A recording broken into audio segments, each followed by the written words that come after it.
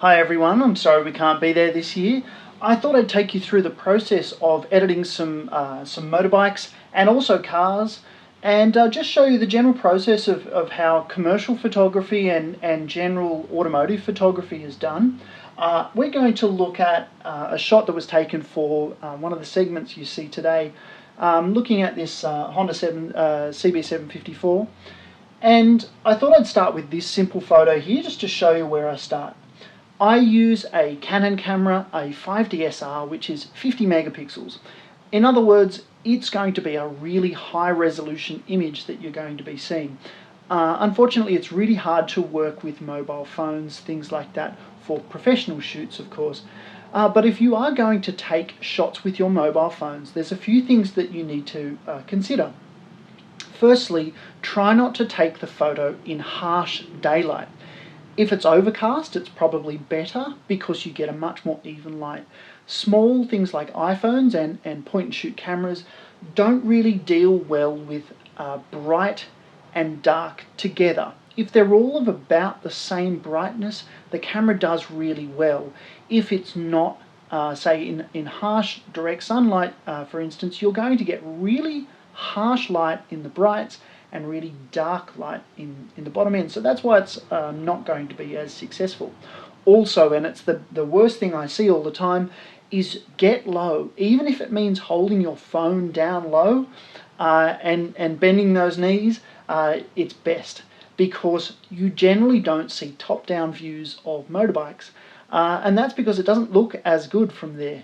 So try and get down on your knees if you can. This shot here is called a front three-quarter shot, and it's probably the most standard shot you see in cars and bikes. So let's have a look at it. What I've done is set my camera up on a tripod, and I use a big flash and capture a number of shots. And then I piece them together in a program called Photoshop and pick the best bits of each bike. So here is the shot right here. You can see it's fine, but there's a whole lot of mess in the background, and we need to clean this up so that we can get something like this shot here, looking a lot better. It's not a perfect shot. In fact, if this was a commercial shoot, then I would probably go back and reshoot it, and I'll talk about why that is soon. So into Photoshop, and the first thing I do is start with a black background. The reason I start with black is because it's easiest, and you'll see why in a minute. So black for my background. Then I add in my first shot. Now you can see this is quite a dark shot, but there are some actual really good bits about it. The headlight, for instance, looks fantastic, really well exposed for the headlight. The handlebars look good, but I'm only getting half of this, and I can still see things in the background. Of course, there are other bikes in the background, and because this was just a quick one, it's not a professional shoot, it wasn't so important. I didn't worry about it.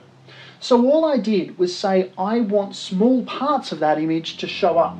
So all I did was paint in an area and said I want this to be only those bits. And now we can see what I've actually left in. And that is just the motorbike, not the things in the background. Now, even if there were things in the background, I'm going to paint that out later anyway. So next one. Now what's happening is, as I layer up these photos, it's only going to show the brightest bits of the image. So when I lay this next one over the top, the last image will show up the bright bits, and the next image will lay over the top and show up the bright bits as well. So you start to get all the bright bits adding together. So here's the next shot. Of course, we've got background in there that we don't want, so I painted that out, and that's what we get left with. If you see me on the day at the AMCA event, I don't do this technique unless it's for something specific, because it's very time consuming. It requires hours of work. So generally you'll see me with lots and lots and lots of lights. And the lots of lights are there because I want a big, long, soft light image. The bigger the light, the softer the image, and the more it looks like a clean photo shoot, a clean commercial photo shoot. And that's the style that I like. Okay, so this next one is shot from the back. You can actually see my big light reflector there that has a flash in the background, and you can see what it's done there. I'll turn it off. and turn it on. It's giving me that bright light, and I love when we see that because it really starts to bring everything together. Now I need to get rid of the background, so now we're starting to look better. It's starting to look a little more artistic. There are still some issues, but looking good. Good, next one, take that one in, paint out the background I don't need, and I'll start to add these up quite quickly. Now you can see that that's really added quite a lot up the top here. Great, paint that in, next. Fantastic. Get rid of the background. Now I'm being really rough with my background. As I said, if this was a high-end photo shoot, I would probably spend a day or two on these. High-end commercial shoots are rather expensive because they require a lot of time and a lot of assistance to make them all work really well. Generally, I would factor in about a week to do maybe 3 or 4 bikes, if that was it, or 3 or 4 main angles of a bike. So it is very time consuming, and you can be quite particular. If a motorbike's going to be blown up to the size of a billboard, you want it to be really good. You don't want to see in the reflection the car that's sitting outside. I did a car a few years ago that I shot in a studio, and I had an assistant, and he had a yellow kayak on the top of his car outside, and the car looked fantastic. Blew it up, went and saw it at the billboard, and you can see in the reflection in the background a yellow kayak just ever so slightly in the bumper, and that's the sort of thing that I should be more aware of, but it was a green car, and I didn't really notice the yellow just sitting in there. But nobody notices probably except me, but for somebody like myself that would really bother me. So next one in, this is a key one here. And the reason why I talk about I would probably reshoot this is because I didn't quite get the tank right. Let's have a look at that tank there. We can see that there's not a nice even light across the top of the tank. We've got this big reflection here, and that's from the light shining in. And I didn't get one clean shot. And we did this in about 5 minutes, and we were shooting all the video and everything else. So that's something that I would actually spend a lot of time getting right, typically on a professional shoot. So I'll get rid of the background, and you can see I actually painted it out because it wasn't useful. Keep going, and I'll just zoom out a little bit. We can start to see it come together. Okay, that's a really nice one. So that one started to look pretty good. Seat really looks good. Starting to add some more in. There we go. So that one was the tank shot. And so just to quickly jump over, this is where we end up. This is the shot after it's been cropped, after we've done a little bit more work in the background there, and everything's looking pretty good. I would send that off to a client. Now, as I said, I would probably reshoot some bits around the tank or do a bit of tidy up there, but I think overall it came out quite well. Now, some things that we're going to look at is a general recolor of a bike, so looking at more commercial things, and also looking at a car and how we can actually take automotive photography pretty much anywhere and turn it into something pretty high-end and something you would see on a billboard or something like that. So I thought I'd look at just taking one of the photos that I took down at the AMCA event last year and edit it so that it's looking a little stronger, and then I'll show how I actually would change the colour of the motorbike so that when you were presented with different options in a catalogue or online, how that's done. So the first thing I'm going to do is just improve this image a little bit. Firstly, it's a little dark. It needs a bit of brightening up. This is one of the Surfside motorbikes. If this was going into a product shoot, the first thing I'd need to do is fix up the floor a bit. There's cracks in the floor, there's some places where I actually ripped up tape. If this was a full shoot and we were shooting somewhere where we're just doing a number of bikes, maybe not the full amount that I do on that weekend, we'd probably be looking at bringing in a floor so that it's all perfectly clean. But I'll just show you how I quickly clean this up. Firstly, I looked at cleaning up some of these areas down the bottom here, where you can see a big stripe, and also where they've put an expansion joint in the concrete. So I essentially just copy areas around that and paste it over the top, and now we can see just by adding a layer on the top there, I've just copied and pasted it. Now the thing about photo editing is when you see it done, it's really obvious. when you don't see it done, you never notice. Well, you should hopefully never notice. The next thing that I did was went and picked and painted all of the orange bits and said I would like these selections to be an editable thing. So I actually went in and painted all of the orange and said I would like that to be an editable area, and I changed that orange to a very dark green. Now I matched that green, it looks a little shiny at the moment, matched that, well it's almost an olive, it's essentially the WLA colour from some Harleys. So I actually colour matched that from an earlier Harley that I had, and so now I can turn on and off. Now there's some problems there. It's a little dark, and also it's a little shiny for that particular colour. So I actually went in and firstly changed the logo here. It was looking a little weird, so I changed that. Now of course the purists are going to hate me, but this is purely an example. And then I said I want all of those army green colours to be brought out a little bit, and a few of the other little bits, say the engine could do with a bit of work. So I actually painted over the top of those areas and said I want a bit more exposure in there, and it's only applying the exposure to those areas. So here it is without, here it is with,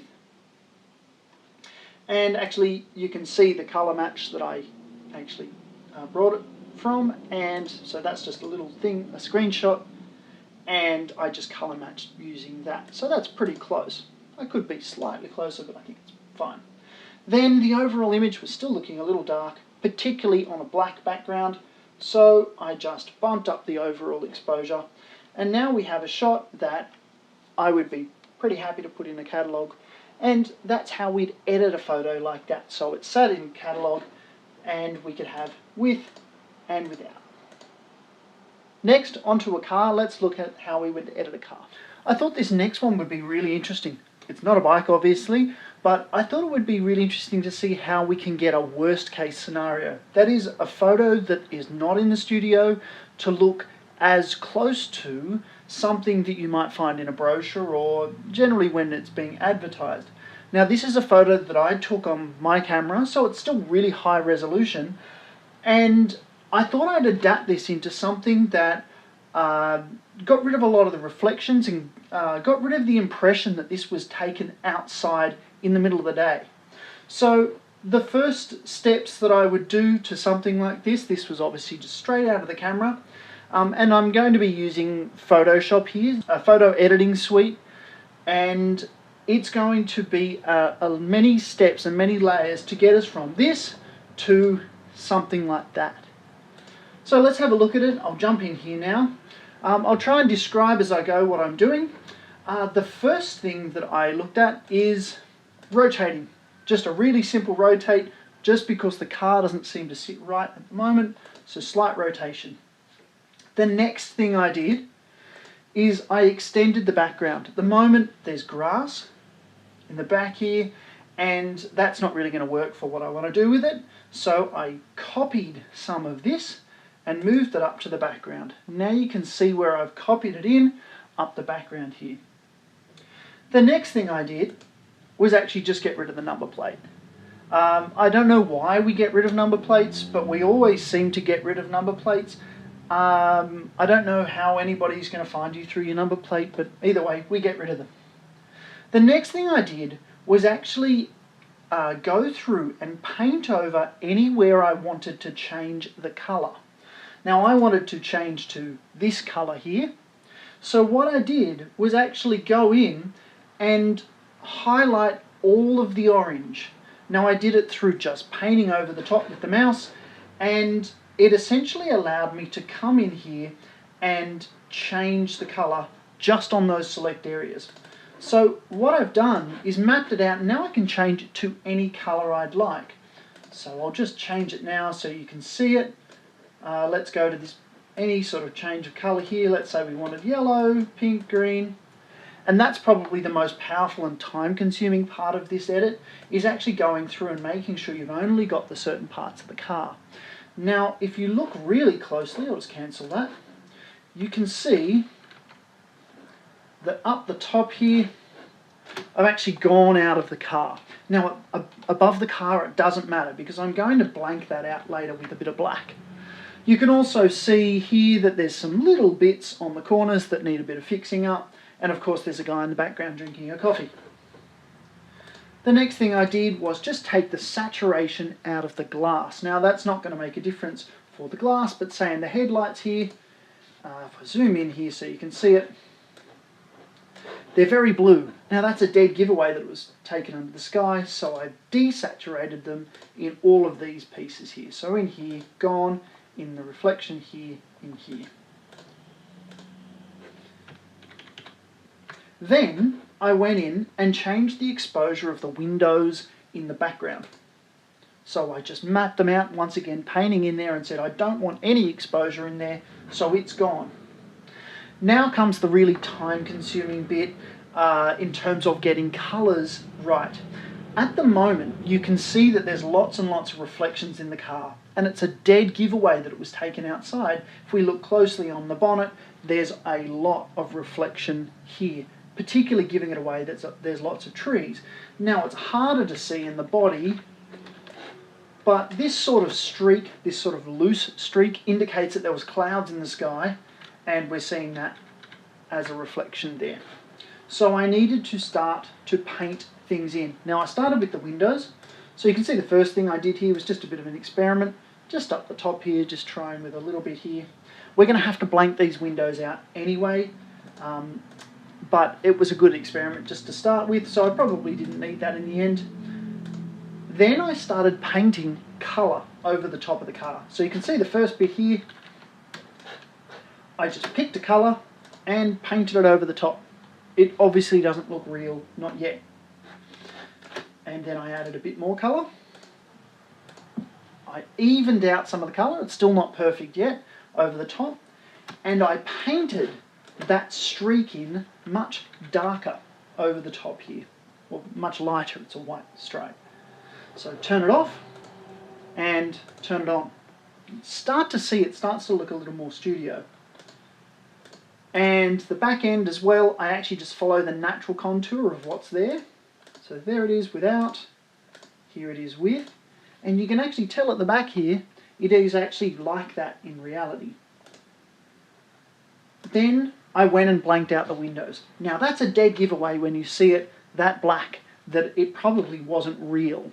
And the reason we've had to do that is because in there you can see that because of the polarizer, which is essentially a set of sunglasses on the window, on the camera lens, it's given me this, which took away a lot of the reflection in the sides, but gave me this really bad polarization sort of look on there. It looks like a checkered pattern, so I had to blank it out.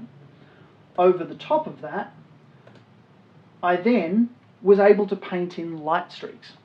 So these are just white patches that only apply wherever the black is. So I've just painted them in, you can see without and with.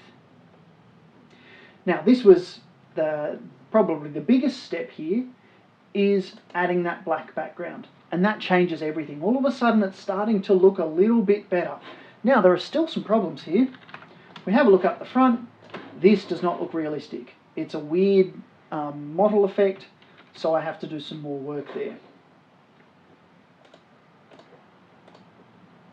I just changed the sides a little bit, added more and more. Now it's starting to look a little better over here. Looking even better, I got rid of some streaks up the top there. And then this is the one that takes a little bit of time, but it makes it look real, like it's been shot in the studio with those big light streaks. Big light pulses over the top. I just drew them in with a pen. Well, digital pen. I added a little bit on the front here, just because it was looking a little fake. And that's where we ended up. Now, I'll just jump over to another program here, and we can see where it ended up. And that's what we ended up with. So I hope you've enjoyed that one. That's how the process goes for almost every car and motorbike shoot when you're shooting at that high-end commercial level. There's a lot of work there. There's about 3 or 4 hours work, but I hope you've enjoyed that. That's the sort of thing that you would see in product photography and car and commercial photography all the time. Well, thanks for joining me. I hope you enjoyed that. I know that's a lot of technical information in there, but I hope you did enjoy everything you've seen there. You can check out my website at motoringphotos.com. I am still shooting even in these pretty interesting times. So if you do have a car or bike that you want shot, just let me know. You can contact me through motoringphotos.com. Enjoy the rest of the virtual event, and we hope to see you back in place next year.